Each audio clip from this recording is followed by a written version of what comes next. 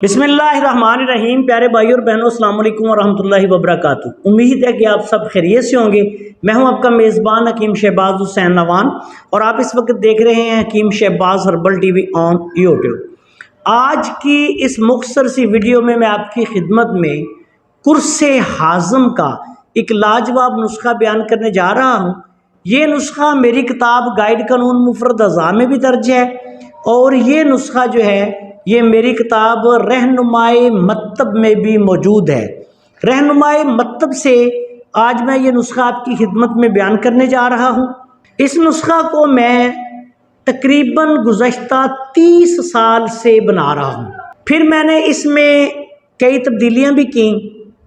आज मैं आपको वो नुस्खा बयान करने जा रहा हूँ जो मैंने गुज़श्ता तकरीबन 30 साल पहले बनाया था और इसके इस कदर रिज़ल्ट्स हैं कि ऐसे मरीज़ जो कहते हैं कि हमें भूख नहीं लगती या हमारा मैदे का निज़ाम इतना डिस्टर्ब है कि कोई चीज़ खाई पी हज़म नहीं होती, इसके इस्तेमाल से वो 6-6 रोटियां खाने लगते हैं।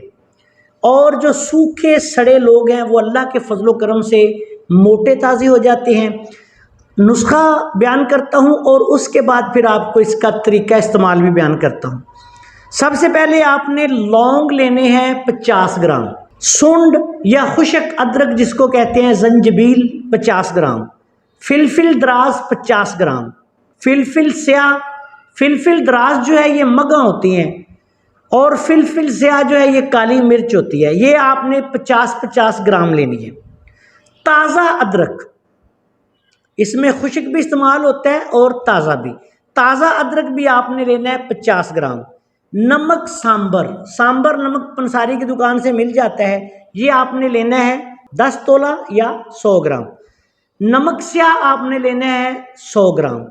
गुल मदार ताज़ा, आक के ताज़ा फूल, ये मदार आक को कहते हैं, मशहूर बूटी है, सड़कों किनारे इसके फूल मिल जाते हैं। ताज़ा फूल लेने हैं आपने, इसके डंडियाँ वगैरह निकाल दें।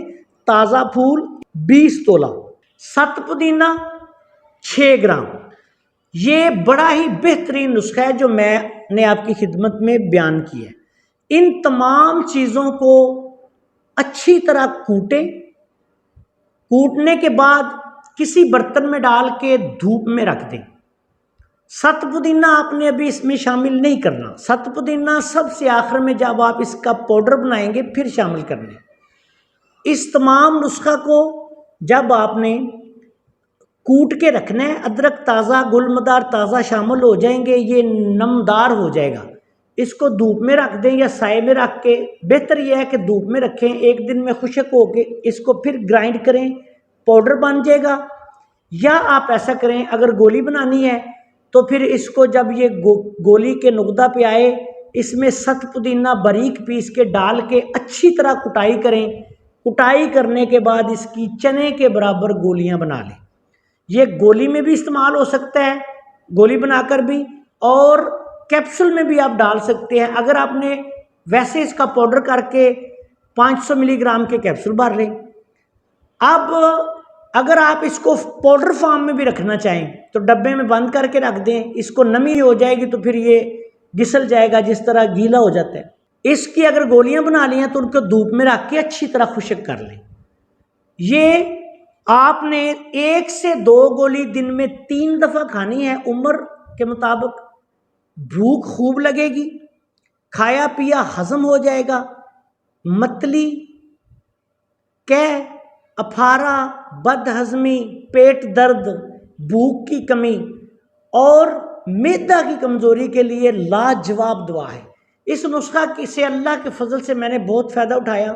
बहुत आला नुस्खा है। मुख्तलिफ़ तरीक़ों से मैं इसको बनाता भी रहा, तजर्बात भी करता रहा, लेकिन जो नुस्खा मैंने आपकी खिदमत में अभी बयान किया है ये कुर्से हाज़म ख़ास का नुस्खा है जो अल्लाह के फजलो करम से लाजवाब है।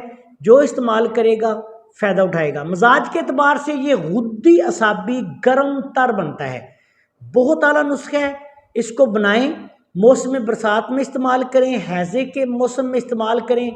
वैसे भी आप ऐसे लोग जो भूख की कमी की वजह से सूखे सड़े हों, बच्चों को भूख नहीं लगती तो उनको थोड़ी मकदार में 1-2 रत्ती की मकदार में दें। इंशाल्लाह खूब खाना खाएंगे। जो भी खाएंगे हज़म हो जाएगा। इसी तरह बड़ों के लिए भी बहुत ही आला और लाजवाब चीज़ है। अस्सलाम वालेकुम व रहमतुल्लाहि व बरकातुहू।